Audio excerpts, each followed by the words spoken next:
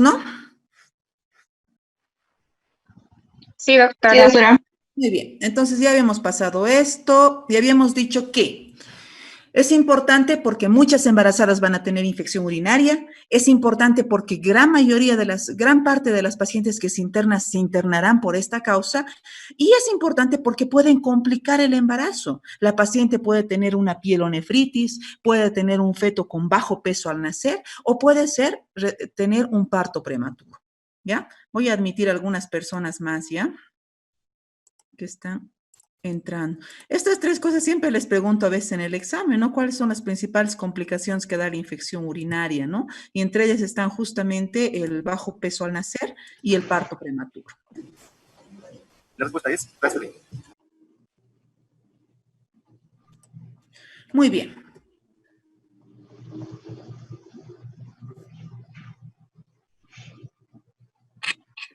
Entonces, ¿cómo nosotros definimos ITU? Sé que ustedes ya lo saben, lo han llevado en infecto, lo han llevado en medicina interna, ustedes ya saben cómo definir la infección del tracto urinario, pero no cambia mucho en la mujer embarazada.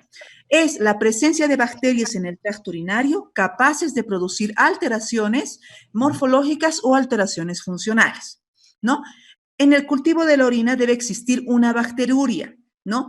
Pueden ser más de 100.000 unidades formadoras de colonias de un único uropatógeno. Tómenlo esto como un repaso. Sé que lo saben, pero es un repasito para que no se olviden, ¿no? 100.000 unidades formadoras de colonia en orina recogida por micción espontánea. Ustedes saben, previo aseo, después del primer chorro, tomar la segunda muestra de la primera orina de la mañana. Si recogemos la orina por sondaje vesical, se considera que es positiva cuando tiene más de 1.000 unidades formadoras de colonias o cualquier cantidad de unidades formadoras de colonias si la muestra es obtenida por prespunción suprapúbica, ¿no? Las infecciones sintomáticas son más frecuentes en las embarazadas que en las no embarazadas. Hay muchas razones para eso. ¿Por qué la mujer embarazada tiene más posibilidad de tener infección urinaria? Porque existen muchos cambios durante el embarazo que hacen que el sistema renal de la paciente sea más susceptible a una infección urinaria. Primero, aparece una dilatación de la pelvis renal, ¿no? Donde hay una dilatación bilateral, a veces es uno más a un lado que al otro por la compresión del feto, por una parte, y por otra parte porque existe una hormona que hace que exista una alteración del peristaltismo. Esto ocurre también con los otros órganos de la mujer, los órganos intestinales principalmente, pueden producir también alteración del peristaltismo, ¿ya? Lo cual suele hacer que también el tránsito intestinal sea más lento, la paciente tiene tendencia al estreñimiento, pues lo mismo pasa con las vías urinarias. La paciente tiene más tendencia a tener una orina retenida. Ya desde la 7ª semana puede empezar también, puede haber una dilatación que puede ser más al lado derecho, ¿no? Puede haber una vejiga, la cual pueda mantener más residuo algunas veces y en el momento en el que va creciendo el feto, la vejiga se hace cada vez con menos competencia. Una vejiga normal puede retener hasta 500 ml de orina, pero ya cuando el feto está avanzado ya no retiene tanta orina, puede albergar hasta 200 ml generalmente. Existe una dextrorotación habitual del útero hacia el lado derecho. Por esas razones que muchas veces el uréter del lado derecho es el que más se dilata en comparación al lado izquierdo, ¿no? Ya después del parto, ya todos estos cambios van reduciéndose con rapidez, más o menos a la semana, al mes y a los 2 meses suele ir pasando que va volviendo a su estado normal, ¿no? Después de eso, durante el embarazo también el aumento del tamaño del útero va a comprimir el útero, como les había dicho, y todo esto va a favorecer que aparezca un residuo postmiccional. Y nosotros sabemos que el residuo postmiccional es muy importante. Perdón. El residuo postmiccional puede producir una éstasis urinaria y en eso producirse que vayan creciendo las unidades formadoras de colonias.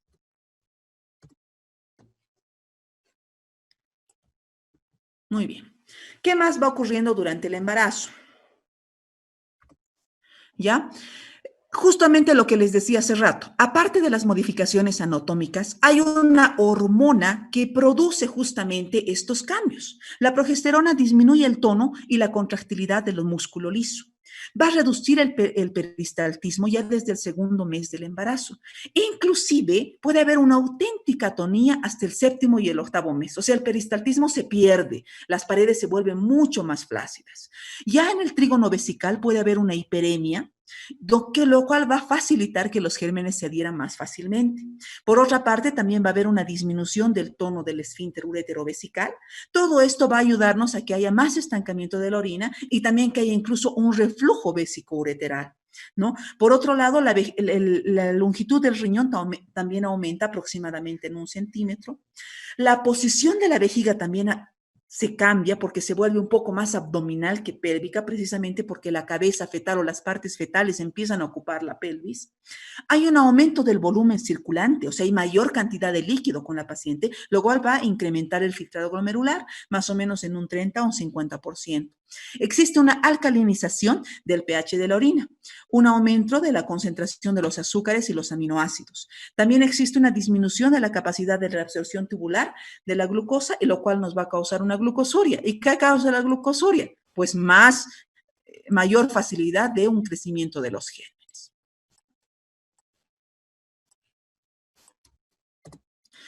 Entonces, ¿qué factores de riesgo también podemos tener en una paciente? Consideramos el primer factor de riesgo el antecedente que esta paciente ya haya tenido infecciones urinarias previas a la gestación. O sea, siempre hay que hacer la análisis en el primer control prenatal para preguntarle si tiene antecedentes, porque si ha tenido infecciones urinarias, es muy probable que lo tenga. Pasa lo mismo, por ejemplo, con el estreñimiento. Si la paciente tenía estreñimiento antes de quedar embarazada, pues su estreñimiento va a ser peor durante el embarazo, ¿no? También otro factor de riesgo importante es la multiparidad. Las pacientes que tienen varios hijos tienen más posibilidad de tener infección urinaria. Por otra parte, también la mala condición socioeconómica aumenta la incidencia de infección urinaria, especialmente la bacteriuria sintomática. Pacientes que no tienen agua potable, que no consumen líquido, que no se alimentan bien, etcétera, etcétera, ¿no? La raza negra, por la anemia de células falciformes, la drepanocitemia, duplica la incidencia también de bacteriuria sintomática, ¿no? Que la paciente sea diabética, pregestacional o diabetes gestacional, que la paciente sea trasplantada o que el paciente tenga alguna lesión de la médula espinal, ¿no? Que puede ocasionar una vejiga neurogénica, son factores de riesgo para que tenga una infección urinaria. Entonces, lo que habíamos dicho, la infección más frecuente en el embarazo es justamente la infección del tracto urinario, ¿no? Que puede repercutir tanto en la salud de la madre como en la salud del feto, ¿no? Nuevamente decimos que justamente como un resumen de los cambios que han habido en el embarazo, los riñones aumentan la longitud renal, que habíamos dicho, aumenta la filtración glomerular. En relación al sistema colector, disminuye el peristaltismo. Aquí está un resumen de todo lo que hemos hablado en las anteriores 3 diapositivas. Los uréteres van a disminuir el peristaltismo, va a haber una obstrucción mecánica por el feto en crecimiento y la vejiga va a tener un desplazamiento hacia arriba y hacia adelante y también va a haber una relajación del músculo liso. Todo esto va a favorecer una éstasis urinaria, lo cual va a favorecer que se produzcan las infecciones urinarias. Entonces, la definición de infección del tracto urinario en el embarazo es la invasión, proliferación de bacterias en el aparato urinario que desencadena una respuesta inflamatoria en una mujer grávida. En relación a la patogenia de la infección del tracto urinario en el embarazo, también decimos que hay otros factores en general que pueden hacer que una mujer como tal tenga una infección urinaria con más frecuencia que los varones. Sabemos que la uretra femenina es mucho más corta que la masculina, mide de 3 a 4 centímetros.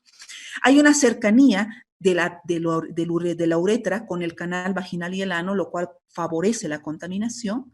Hay una colonización del introito de la piel periuretral y uretradistal por los microorganismos y también las cepas van cambiando, ¿no? Los factores de adherencia y la patogenicidad de las cepas actualmente están cambiando. Creo que ya todos conocen los gérmenes BLE y los BLEA, ¿no? Que son bacilos resistentes a los beta-lactámicos, ¿no? Que no por estar embarazada uno se libra de eso, ¿no? Las mujeres embarazadas pueden tener de la misma forma infecciones por gérmenes muy resistentes. ¿Qué gérmenes son los principales que producen infección urinaria en el embarazo? Pues son los mismos que producen una infección en una mujer no embarazada. La Escherichia coli en el 80% de las pacientes, la Klebsiella y el Proteus en el 15% restante y solo el 5% con otro tipo de bacterias, Enterobacter, Serratia, Pseudomonas, Streptococcus aureus, Galactiel, Saprophyticus. Pero los principales son los tres primeros, ¿no? Entonces, en relación a la fisiopatología, ¿no? Primeramente que va a existir una exposición a las endotoxinas bacterianas que tienen lipopolisacáridos. Esto va a producir una activación de las células o los leucocitos por las endotoxinas. Esto va a producir una secreción de citoquinas y quimiosinas que activan las cascadas que conducen al trabajo de parto. ¿Qué va a producir eso? Va a producir una reacción inflamatoria donde aumenta la síntesis de proteasa y esto puede producir ruptura prematura de membranas o puede producir maduración del cuello uterino. También puede haber una alteración a nivel de las prostaglandinas. Nosotros sabemos que las prostaglandinas actúan a nivel del cuello del útero, cambiando su consistencia, haciéndolo más blando y que pueda madurarse más fácilmente, ¿no? Esto también va a producir una activación a nivel del miometrio y tanto la ruptura como la maduración del cuello uterino como la activación del miometrio van a producir un trabajo de parto pretérmino. Entonces, la principal complicación de la infección urinaria es que pueda culminar en un trabajo de parto pretérmino, ¿no? También en relación al feto, que es esta parte de la derecha, tenemos una activación prematura de la cascada endocrina fetal, aumento del cortisol, aumento de la CRH placentaria, lo cual va a producir nuevamente una activación miometral y va a producir también el trabajo de parto prematuro. Pero también el feto, en el caso de infecciones muy fuertes, puede llegar a tener una bacteremia también el feto e inclusive nacer con una sepsis, ¿no? A consecuencia de la infección urinaria materna, ¿no? Entonces, la clasificación de vías de la infección del tracto urinario en el embarazo, decimos que tenemos infección urinaria de tipo bajo y de tipo alto. De las infecciones urinarias bajas tenemos la bacteriuria sintomática que cobra especial importancia en la mujer embarazada y la cistitis, ¿no? Y las infecciones urinarias altas donde hablamos principalmente de las pielonefritis, ¿no? Les decía, la bacteriuria sintomática es muy importante en la mujer embarazada, más de lo que lo es en una paciente no embarazada, ¿no? Su nombre ya lo dice, es la presencia en orina de bacterias en multiplicación activa en ausencia de sintomatología, ¿no? De estas pacientes que tengan una bacteriuria sintomática, de 20 a 40% pueden evolucionar a pielonefritis agudas. 60-70% de los casos de pielonefritis han empezado por una bacteriuria sintomática, ¿no? Y el tratamiento correcto de una infección de una bacteriuria sintomática va a disminuir en un 80% la evolución a la pielonefritis. Por eso es tan importante que nosotros en el control prenatal le pidamos sí o sí un examen general de orina a la paciente y si es posible inclusive un urocultivo ante la duda, ¿no? Entonces, el diagnóstico de la bacteriuria sintomática lo podemos hacer también con un examen de cultivo o con un examen general de orina. Un urocultivo positivo con más de 100.000 unidades formadoras de colonia de un solo germen uropatógeno sin signos clínicos de infección ni leucocituria puede ser una bacteriuria sintomática. Contagios de entre 10.000 y 100.000 unidades formadoras de colonias o cultivos polimicrobianos también, ¿no? Que hayan varias bacterias, pero en ese caso casi siempre se sugiere repetir porque puede ser simplemente un grado de contaminación, ¿no? También se puede hacer un estudio microscópico y tiras reactivas, pero generalmente no lo utilizamos mucho porque el examen general de orina y el cultivo ya son de amplio uso, ¿no? Entonces ya no utilizamos mucho las tiras reactivas. Entonces, también tenemos que nosotros hablar un poquitito sobre el tipo de fármacos que vamos a utilizar en el embarazo. Pues ya sabemos que podemos tener una paciente con bacteriuria y la tenemos que tratar. Estas categorías, yo sé que ya la han debido pasar en alguna otra clase, ¿no? Que es las categorías de la FDA de las drogas utilizadas en el embarazo. Tenemos 5 tipos de categorías. Los fármacos de categoría A, que son fármacos sin riesgo para el feto, ¿no? Con ninguna posibilidad de daño fetal. Tenemos la categoría tipo B, donde no hay ningún estudio controlado que muestre un riesgo para el ser humano. Los estudios en animales sugieren una potencial toxicidad, pero no hay estudios en humanos. Aquí están la mayoría de los medicamentos que utilizamos para las infecciones, betalactámicos, cefalosporinas, astronam, clindamicina, etcétera, están en este grupo. La nitrofurantoína, que lo utilizamos mucho para las bacterias asintomáticas. Generalmente utilizamos de este grupo. A veces también utilizamos fármacos de la categoría C, que tiene toxicidad demostrada para fetos de animales, pero no se ha demostrado también el riesgo en humanos, ¿no? Aquí tenemos ya algunas quinolonas, claritromicina, vancomicina, gentas y el cotrimoxazol. También tenemos los fármacos de tipo D, donde sí se ha comprobado un riesgo humano presente, aunque los beneficios compensan los riesgos, ¿no? Esto en el caso, ¿no? De que fuera realmente necesario, podemos utilizar algún fármaco de la categoría D. Y la categoría X es un riesgo fetal humano presente, ¿no? No compensan los beneficios al uso de medicamento X, por lo tanto, son completamente contraindicados en el embarazo. Entonces, habíamos hablado de qué tipo de medicamentos, porque tenemos que hacer un tratamiento de estas pacientes. Las pacientes con bacteriuria sintomática tenemos que hacerle un tratamiento de preferencia según antibiograma, si es que tenemos la posibilidad de tratar, de tener un cultivo, digamos, ¿no? Entonces buscamos el antibiograma y utilizamos el mejor medicamento basándonos en la categoría de clasificación de la FDA.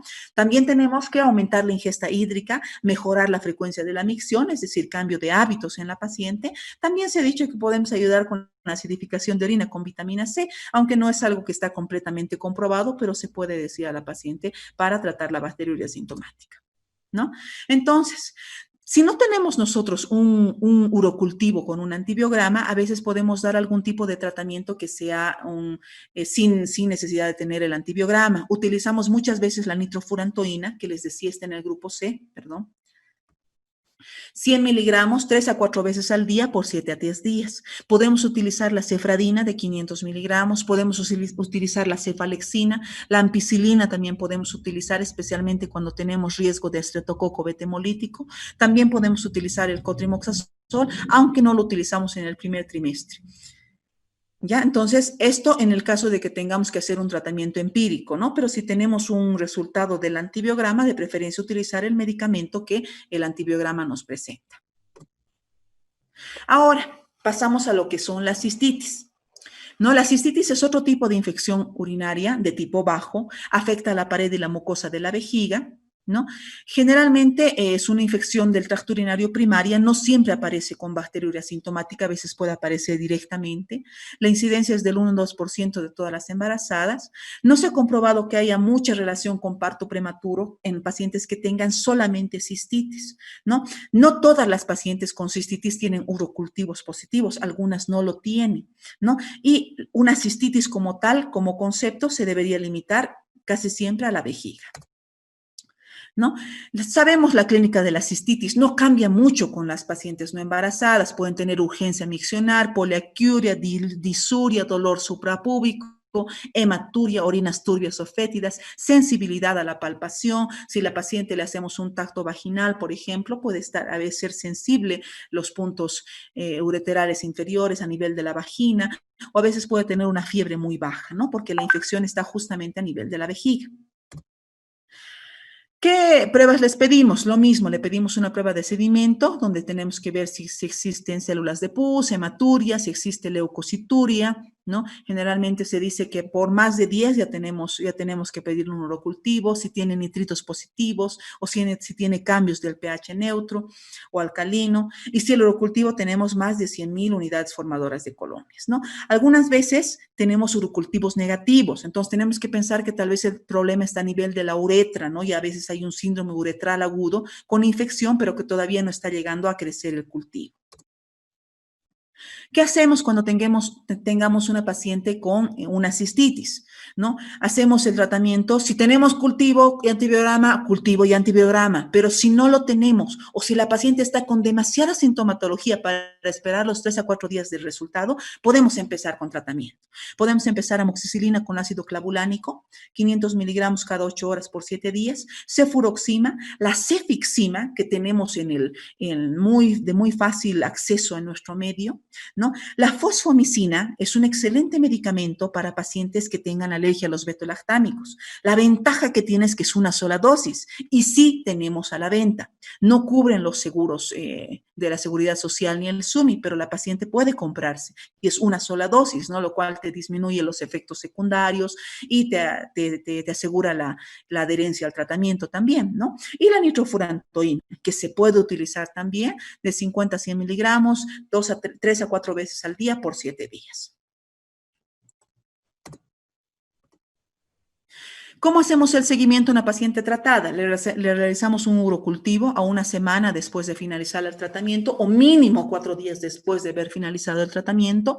Tenemos que sí o sí vigilar las recidivas que pueden existir, ¿no? ¿Por qué? Porque 25% de las embarazadas con cistitis pueden experimentar otro nuevo episodio de infección urinaria durante el embarazo, ¿no?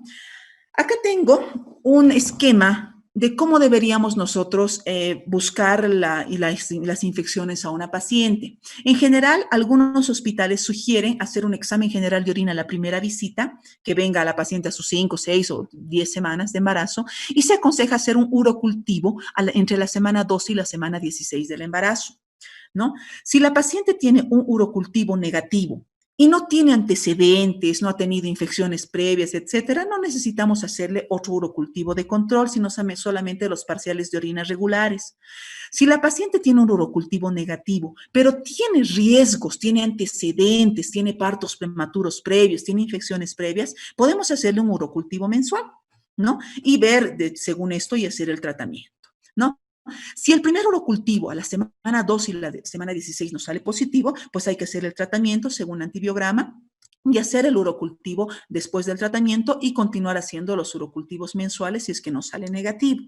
Si después del tratamiento nos sale nuevamente el urocultivo positivo, tenemos que ver si es una recidiva, ¿no? Si es el mismo germen o la paciente se ha infectado con otra bacteria, ¿no? Podemos ver si tiene una reinfección, ¿no? Entonces, si la paciente tiene una recidiva, hacemos nuevamente un tratamiento y hacemos un examen de orina nuevamente, si es que es positivo, ¿no? Si la paciente tiene una reinfección, tenemos que ver si hay algún otro factor de riesgo. Muchas pacientes tienen reinfecciones por las relaciones sexuales, entonces hay que tratar de hacer una profilaxis postcoital, pedirle que haga el aseo, se puede utilizar incluso algunos tipos de baños para que la paciente se haga después de las relaciones sexuales y después, si la paciente sigue reinfectándose, muchas veces continuamos con un medicamento como profiláctico hasta que nazca el bebé y después de eso podemos buscar alguna anomalía que tenga la paciente. ¿Ya? Nos vamos al tercer tipo de infección y este es el último, que es la pielonefritis, ¿no? La pielonefritis sabemos que es la inflamación a nivel del riñón mismo, donde hay una dilatación de las cálices renales, una inflamación, una hiperemia, a diferencia de un riñón normal, ¿no? Sabemos que la clínica también cambia y es muy clásica y muy parecida a la clínica de una paciente no embarazada. La paciente puede haber iniciado con síntomas de cistitis previos 1 o 2 semanas antes, puede tener, generalmente cursa con fiebre alta, ¿no? La paciente puede tener anorexia, náuseas y vómitos y la paciente puede tener también ya una lumbalgia intensa y a veces ya te presenta con complicaciones, ya nos presenta con un estado séptico, ya nos presenta con parto prematuro o se presenta ya con una ruptura prematura de membranas, ¿no? Generalmente son cuadros más aparatosos, ¿no? Que ya nos hacen a manejar a la paciente con más rapidez, ¿no? Tenemos que revisar a una paciente, las fosas ilíacas, los puntos ureterales, ¿no? Existe el tercer punto ureteral, ¿no? Que se hace a nivel del tacto vaginal en los fondos de saco. Generalmente al hacer el tacto vaginal y ver los fondos de saco suele ser muy doloroso para las pacientes, la puñopercusión o que la paciente, como les decía, ya tenga alguna complicación, que tenga algún signo de inicio de parto, también tenemos que revisar. ¿Ya? Entonces, ¿qué pruebas complementarias? Le pedimos en este caso, aparte de los exámenes de orina que pedíamos, sí o sí tenemos que ver si la paciente ya tiene una infección activa en todo su cuerpo, ¿no? Si está empezando a tener un cuadro séptico. Le vemos un estudio hematológico, si tiene leucocitosis, si tiene disminución del hematocrito, trombocitopenia. Pedimos uricreatinina, que a veces puede haber un aumento transitorio de la creatinina que se va normalizando con el tratamiento. Pedimos también el sedimento urinario para ver si hay piocitos, hematuria proteinúrico también, pedimos un urocultivo, a veces es necesario pedir una ecografía renal para ver la afectación o si es que la paciente permanece con la fiebre pese a 2 días de tratamiento, a veces hay que pensar incluso en abscesos renales o algún tipo de complicaciones, entonces le podemos pedir una ecografía renal. Cuando la paciente ya tiene cuadro de sepsis, le pedimos un hemocultivo y tenemos que monitorizar al feto, ¿no? Ver la dinámica uterina, etcétera, en pacientes que tengan más de 24 semanas. ¿Qué diagnósticos diferenciales tenemos que hacer de las pacientes con infecciones urinarias? Saberla diferenciar con un cólico nefrítico, que a veces puede ocurrir, que tiene una clínica bastante parecida, una apendicitis aguda, sí, que nos da a veces igual leucocitosis y náuseas y vómitos y dolor, etcétera, con una colecistitis aguda, también simplemente con la amenaza de parto pretérmino, porque en la amenaza de parto pretérmino sabemos que la paciente puede cursar con poliaquiuria, algo de disuria, etcétera, pero ya a veces es a consecuencia de que el feto está en trabajo de parto y está comprimiendo la vejiga, ¿no? O pacientes que tengan una corioamnionitis, que ya tengan una ruptura prematura de membranas y esté presentando signos de infección a consecuencia de la infección intraamniótica. Entonces, toda paciente con pielonefritis se interna. No manejamos de forma ambulatoria, al menos no lo hacemos en los protocolos del seguro, ¿no? Se aumenta la ingesta hídrica, ¿no? A 3 litros por día para aumentar la diuresis a más de 30 ml por hora.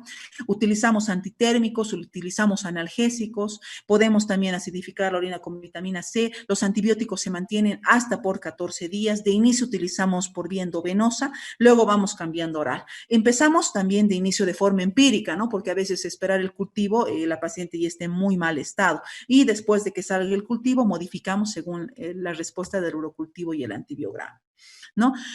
Podemos utilizar unas cefalosporinas, generalmente utilizamos nosotros. Podemos utilizar la ceftriaxona, la cefotaxima endovenosa, ¿no? Cuando existe alergia a los beta-lactámicos, podemos utilizar el Astronam, podemos utilizar la fosfomicina también, o la gentamicina en caso necesario. Pero todo esto va a ser nuevamente, como les digo, cambiado o alterado según el resultado del antibiograma, ¿no? Cuando una paciente tenemos ya una pielonefritis con algunos criterios de sepsis, ya podemos utilizar el Astronam, la ceftazidima también, el cefepime, o inclusive la amicacina cuando tienen alergia a los beta-lactámicos, o nuevamente la fosfomicina cuando la paciente ya tiene una infección muy complicada. Entonces, nosotros empezamos parenteralmente el tratamiento antibacteriano, empírico de inicio. Le hidratamos, monitoreamos sus líquidos, monitoreamos su pulso y monitoreamos al feto.